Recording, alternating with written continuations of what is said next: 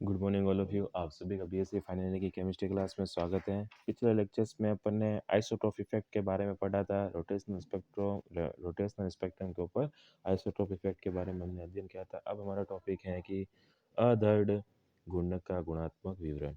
कि एक diatomic molecule के शुद्ध घूर्णन स्पेक्ट्रा को देखने पर यह निष्कर्ष निकलता है कि दो निकटतम स्पेक्ट्रल लाइनों के मध्य निश्चित और समान दूरी 2b सेंटीमीटर स्क्वायर होती है। ठीक है, हमने फाइंड आउट भी किया था कि अगर अपन एक डायटोमिक मॉलिक्यूल के प्योर अगर इस रोटेशनल स्पेक्ट्रम की बात करें तो दो जो पास वाली जो ट्रांजिशन लाइन है या स्पेक्ट्रम की लाइन है उनके बीच में कितनी 2b इसमें डिस्टेंस होती हैं। ये सामान्य समानता केवल क्या जे के निम्न मान पर ही मान्य है। ठीक है, कि जे का मान बढ़ने पर इनकी दूरी कम होती जाती है अर्थात बी का मान घटता जाता है।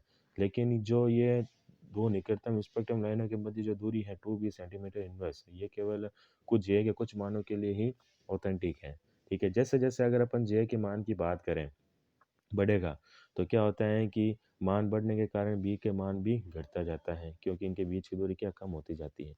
तो जे के उच्च मानों पर घूर्णन की गति घटने के कारण घूर्णी की दृढ़ प्रकृति प्रभावित होती है जिससे बंध में तनन पैदा होता है और जड़त्व आघूर्ण क्या बढ़ने लगता है। ठीक है, जैसे जैसे जे का मान ऊंच जाता रहेगा तो उच्च घूर्णन के लिए गति क्या होती है, घटेगी।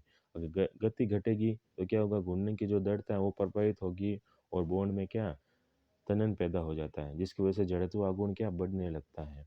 चूंकि सम्मानित द्रव्यमान म्यू का मान परिवर्तित नहीं हो सकता, अतः जे के उच्च मान पर अंतर्नाभी की दूरी परिवर्तित होगी अर्थात थोड़ी बढ़ जाएगी। ठीक है, अगर अपन सामान्य द्रव्यमान की बात करें तो जो द्रव्यमान है वो एटम्स का वो तो चेंज नहीं होता है हाई एनर्जी स्टेट्स के अंदर। अगर जे के अधिक मान की बात करें तो द्रव्यमान चेंज नहीं होगा, तो उस कंडीशन में क्या होगा, जे के उच्च मान के लिए क्या होगा, जो दो एटम्स के बीच की जो दूरी होती है, ठीक है, वो क्या हो जाती है, परिवर्तित हो जाती है अर्थात उसमें थोड़ी क्या बढ़ जाती है। इस प्रकार जे के मान में परिवर्तन के परिणाम स्वरूप उत्पन्न जे के मान के संगत घूर्णन ऊर्जा स्तर दृढ़ घूर्णी मॉडल के सैद्धांतिक मान से कुछ नीचे होंगे। ठीक है, इस प्रकार जे के उच्च मान के संक्रमण पर तरंग संख्या न्यू बार का मान भी क्या हो जाता है, कम हो जाता है। इस प्रकार जे के उच्च मान पर घूर्णन अधिक तीव्र होते हैं। ठीक है, जिससे अणुओं के परमाणु अपकेंद्री बल बढ़ जाएंगे तथा परमाणु दूर दूर होने की कोशिश करेंगे अर्थात तनन पैदा होगा और उनकी जो बॉन्ड लेंथ है वो भी क्या इंक्रीज हो जाती है। इस कंडीशन में अणु एक क्या दृढ़ घूर्णक नहीं रह पाता। ठीक है, जब जे के उच्च मानों के लिए बात करते हैं तो उस कंडीशन में जो मॉलिक्यूल है वो क्या रिजिड रोटेटर नहीं रहेगा। ठीक है, जिसकी वजह से यह अदृढ़ गुणक बन जाता है। ठीक है, नॉन रिजिड में कन्वर्ट हो जाएगा। इस प्रकार एक डायटोमिक मॉलिक्यूल का मॉडल ऐसा होना चाहिए कि जिसमें कठोर गोले रूपी परमाणु परस्पर द्रव्यमान रहित लचीले स्प्रिंग नुमा बंध द्वारा जुड़े रहते हैं। ठीक है, अतः अदृढ़ घूर्णी मॉडल ही एक द्वि परमाणु मॉडल का क्या सही मॉडल है। ठीक है, अतः नॉन रिजिड रोटेटर ही क्या एक कोई भी डायटोमिक मॉलिक्यूल का सही मॉडल को मान सकते हैं। रिजिड रोटेटर को अपन किसी भी डायटोमिक मॉलिक्यूल के लिए ऑथेंटिक नहीं मान सकते हैं क्योंकि किसी भी डायटोमिक मॉलिक्यूल का रिजिड रोटेटर के रूप में एक जे के फिक्स मानों तक ही ये मॉडल ऑथेंटिक माना गया है। ठीक है, अगर जे के उच्च मान की बात करें तो जे के उच्च मान जैसे जैसे बढ़ते हैं, ठीक है, तो जे के उच्च मान के लेके जो अंतर्नाभी की दूरी है वो परिवर्तित हो जाती है। ठीक है, जड़त्व आघूर्ण में परिवर्तित होगा इसकी वजह से। अतः नॉन रिजिड रोटेटर ही क्या है, मॉडल ही क्या डायटोमिक मॉलिक्यूल के लिए ऑथेंटिक माना गया है। एक अदृढ़ घूर्णक दृढ़ घूर्णक से निम्न बातों से क्या होता है, भिन्न होता है। अब अपन दोनों में डिफरेंस पढ़ेंगे कि दृढ़ घूर्णक और अदृढ़ घूर्णक कैसे एक दूसरे से भिन्न है। कि दृढ़ घूर्णक में घूर्णन के साथ साथ कंपन नहीं होता, जबकि अदृढ़ घूर्णक में घूर्णन के साथ साथ कंपन होता है क्योंकि उनमें बॉन्ड लेंथ के बीच में क्या तनन उत्पन्न हो जाता है। तनन उत्पन्न होने से क्या उसके अंदर वाइब्रेशंस भी डेवलप होते हैं। नेक्स्ट अगर अपन सिलेक्शन रूल की बात करें इसके लिए कि द्विपरमाणुक अणु का मॉडल दृढ़ घूर्णी हो चाहे अदृढ़ घूर्णी हो, ठीक है, जो सिलेक्शन नियम होगा वो क्या होगा, डेल्टा जे बराबर प्लस माइनस वन ही मान्य होगा। अर्थात अगर कमी होगी, ऊर्जा स्तर में कमी होगी तो इकाई होनी चाहिए और बढ़ोतरी में भी इकाई में होनी चाहिए। ठीक है, चाहे डिजिटल हो चाहे नॉन डिजिटल मॉडल हो। अंतर केवल इतना ही है कि स्पेक्ट्रम रेखा कुछ आवृत्ति की कम आवृत्ति की ओर खिसक जाती है, जैसा कि अपन डायग्राम में प्रदर्शित करते हैं। इस विस्थापन अतः विस्थापन क्या होता है, जे प्लस वन की पावर थ्री से बढ़ जाना चाहिए। मतलब सिलेक्शन रूल तो चेंज नहीं होता है, लेकिन जो स्पेक्ट्रम रेखाओं की आवर्ती होती हैं वो थोड़ी कम हो जाती हैं, खिसक जाती हैं। जैसे जैसा कि डायग्राम में अपन देख सकते हैं कि जे बराबर जो 4 है, ठीक है, यहाँ तक तो दोनों के समान है लगभग, ठीक है, मतलब कुछ खास अंतर नहीं आता है। जैसे जैसे अपन जे के उच्च मानों की तरफ बढ़ते हैं, तो जो दृढ़ गुणक एक तरफ दे रखा है और एक तरफ दे रखा है अदृढ़ गुणक, ठीक है।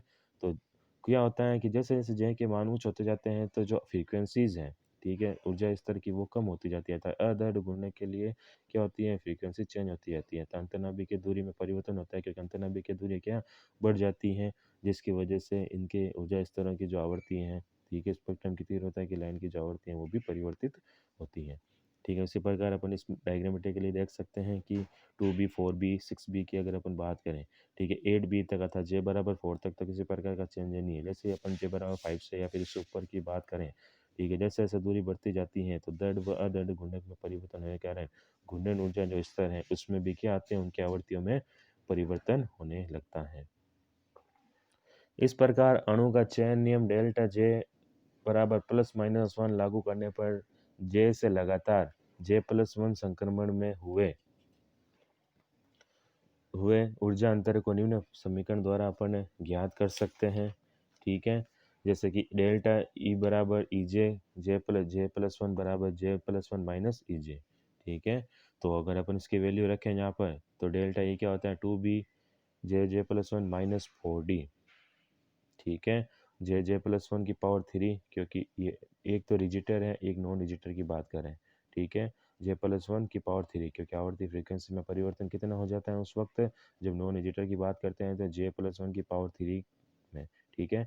अतः J से J+1 संक्रमण में अदृढ़ अणु के लिए अदृढ़ आवर्ती या तरंग संख्या में अवशोषित या अवसर्जित कणों की क्या होती है, विकिरणों की आवर्ती होती है। या फिर अपन इसको ऐसे भी लिख सकते हैं कि न्यू बार बराबर जे जी बराबर 0 से J+1 तक कितना होता है, 2B J+1 minus 4D J+1 की पावर 3, और ठीक है। और इसको सॉल्व करें तो वैल्यू रखने पर कितना आती है कि 2B बराबर 0+1 माइनस 4D 0+1 की पावर 3। तो जो वैल्यूज आती हैं नॉन डिजिटल के लिए न्यू बार की कितनी आती हैं, 2B माइनस 4D, ठीक है, सेंटीमीटर इनवर्स, ठीक है। और अगर जे बराबर 1 से अगर जे बराबर 2 की बात करें, ठीक है, तो जो आवर्ती न्यू बार की जो वैल्यू होगी कितनी होगी, 4B माइनस 32D के बराबर, ठीक है। तो न्यू बार बराबर जे बराबर 2 से जे बराबर 3 की बात करें, ठीक है, तो कितनी है, 2B 2+1 माइनस 4D 2+1, ठीक है। बी या डी अपन ने यहाँ पर नॉन डिजिटल के लिए डी काम में लिया है, ठीक है, और वहाँ पर अपन बी काम में लेते हैं पहले से ही, इसलिए ज़्यादा कंफ्यूज ना हो, यहाँ पर अपन ने डी काम में लिया है। तो 4D 2+1 की पावर 3, तो 6B माइनस 108D प्राप्त होती है किसके लिए, जे बराबर 2 से लेकर जे बराबर अगर अपन 3 की बात करें तो, ठीक है। तो न्यू बार पहली तथा दूसरी स्पेक्ट्रम लाइन के मध्य अगर अपन देखें, ठीक है, तो कितना होता है कि 4B minus 32D 2B minus 4D बराबर कितना होगा, 2B माइनस 28D। पहली और दूसरी लाइन के बीच में अगर स्पेक्ट्रम लाइन के बीच में डिफरेंस देखें न्यू बार का, तो इतना होता है। दूसरी और तीसरी लाइन के बीच में कितना होता है, 2B माइनस 76D, और तीसरी और चौथी लाइन के मध्य जो गैप आता है न्यू बार के बीच में कितना था, 2B माइनस 148D। अतः उपरोक्त समीकरण से स्पष्ट है कि घूर्णन स्पेक्ट्रम की लाइनें समान दूरी पर नहीं है, ठीक है, बल्कि उनके बीच की दूरी जे के मान बढ़ने पर कम होती जाती है। इस प्रकार अतः स्पष्ट है कि जे के न्यूनतम मानों के लिए स्पेक्ट्रम रेखाओं के मध्य दूरी में अंतर कम है, अतः आवर्ती में भी कोई परिवर्तन नहीं होता। जबकि जे के उच्च मानों के लिए स्पेक्ट्रम रेखाओं के मध्य दूरी में अंतर बढ़ जाता है, अतः आवर्ती में अंतर प्रेक्षणीय हो जाता है। इसी के साथ आपकी जो ये फिजिकल केमिस्ट्री की यूनिट है सेकंड वो कंप्लीट होती है, ठीक है। नेक्स्ट हम अपने इनऑर्गेनिक के पेपर की यूनिट स्टार्ट करेंगे अगले लेक्चर के अंदर। Thank you so much.